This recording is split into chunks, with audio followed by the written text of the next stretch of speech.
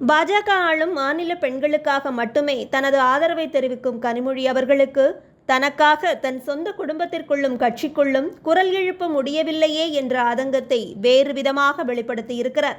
தனது இன்ஸ்டாகிராம் பக்கத்தில் திரு கருணாநிதி அவர்களது படத்தின் முன் தான் நிற்பது போல இருக்கும் புகைப்படம் ஒன்றை பகிர்ந்து, அப்பா, நீங்கள் என்றும் என்னோடு இருக்கிறீர்கள், நான் தனியாக இல்லை என்று பதிவிட்டிருக்கிறார். குடியரசுத் தலைவராக, நிதியமைச்சராக பொறுப்புள்ள பதவிகளில் பெண்களை அமர்த்தி அழகு பார்த்து அவர்களுக்கு முக்கியத்துவம் கொடுக்கும் பாஜகவை எதிர்த்து பாராளுமன்றத்தில் வீராவேசமாக பேசுவதற்கு முன்னரும், பாஜக ஆளும் மாநில பெண்களின் நிலையை பற்றி மட்டுமே விமர்சிப்பதற்கு முன்னரும் தனது நிலைமையை கனிமொழி அவர்கள் நினைவில் கொள்ள வேண்டும். உண்மையான ஆண் அடக்குமுறைக்கு எதிராக கனிமொழி அவர்கள் குரல் கொடுக்க வேண்டும் என்பதுதான் நமது கருத்தாக இருக்கிறது. இந்த சூழலில் நேற்று பேருக்கு ஒரு மது ஒழிப்பு மாநாடு நடத்திய விசிக உருப்படாத பல தீர்மானங்களை நிறைவேற்றி இருக்கிறது. மதுவிலக்கை தேசிய கொள்கையாக அறிவிக்க வேண்டும். இந்திய அரசமைப்பின் பிரிவு 47 கூறியுள்ளபடி மதுவிலக்கு சட்டத்தை இயற்ற வேண்டும். மதுவிலக்கை அமல்படுத்தும் மாநில அரசுகளுக்கு சிறப்பு நிதி, ஜிஎஸ்டி இழப்பீட்டு வரி முதலியவற்றை வழங்க வேண்டும் உள்ளிட்ட 12 தீர்மானங்களை விசிக நிறைவேற்றியிருக்கிறது. மத்திய அரசின் கட்டுப்பாட்டிற்குள் வரும் தேசிய கல்விக் கொள்கை, நீட் தேர்வு, குடியுரிமை சட்டம் போன்றவற்றை நடைமுறைப்படுத்துவதற்கு சொன்னால் மாநில உரிமைகள் பறிக்கப்பட்டு விட்டதாக கூக்குரல் இடும் திமுகவும் கூட்டணிகளும் மாநில பட்டியலில் இருக்கும் மதுபான கொள்கைகளை மத்திய அரசு வகுக்க வேண்டும் என பேசி வருவதுதான் குள்ளநரித்தனமான கீழ்த்தர அரசியல்.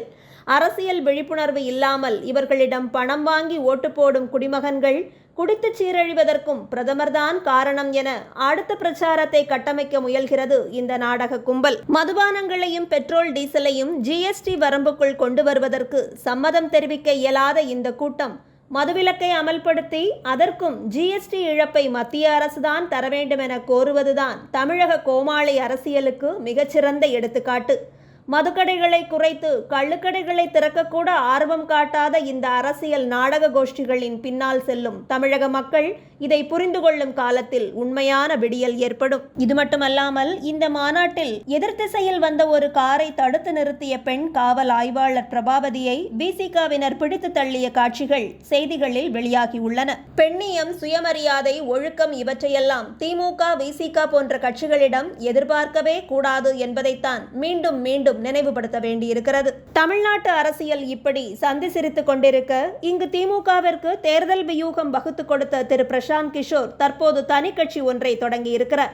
அது மட்டுமல்லாமல் கட்சி ஆரம்பித்த சூட்டோடு திமுகவிற்கும் சரியான சூடு வைத்திருக்கிறார். கடந்த 2 வருடங்களாகவே கட்சி தொடங்குவதை குறித்து பேசி வந்த பிரசாந்த் கிஷோர் அவர்கள் தற்போது ஜன்சுராஜ் எனும் கட்சியை தொடங்கியிருக்கிறார். கட்சியின் அறிமுக விழாவில் பேசிய பிரசாந்த் கிஷோர், பீகார் மாநிலத்தில் இருக்கும் மதுவிலக்கை நீக்கும் போது அதிலிருந்து கிடைக்கும் பணம் வேறு எந்த விஷயத்திற்காகவும் செலவிடப்பட மாட்டாது என்றும், மதுவிலக்கிலிருந்து கிடைக்கும் பணம் முழுவதுமே பீகாரின் புதிய கல்வி முறையை கட்டமைப்பதற்கு பயன்படுத்தப்படும் எனவும் தெரிவித்திருக்கிறார். இதனால் மக்கள் அனைவரும் ஜெய் பீகார் என முழக்கமிட வேண்டும்.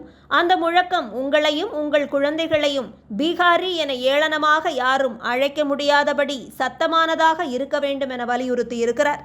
உங்களது குரல் பீகார் மாணவர்களை தாக்கிய மேற்கு வங்கத்திற்கும், தமிழ்நாட்டிற்கும், டெல்லிக்கும், மும்பைக்கும் எங்கெல்லாம் பீகாரி குழந்தைகள் தாக்குதலுக்கு உள்ளானார்களோ அங்கெல்லாம் கேட்க வேண்டும் என்று பேசியிருக்கிறார். திமுகவிற்கே மொத்தமாக தலையில் குட்டு வைத்து தனியாக கட்சி தொடங்கிவிட்ட பிரசாந்த் கிஷோர் இல்லாத நிலையில் இனி அடுத்த தேர்தலுக்கு திமுக யாரை வைத்து தேர்தல் வியூகம் வகுக்கும் என்பதை பொறுத்திருந்து பார்க்க வேண்டும்.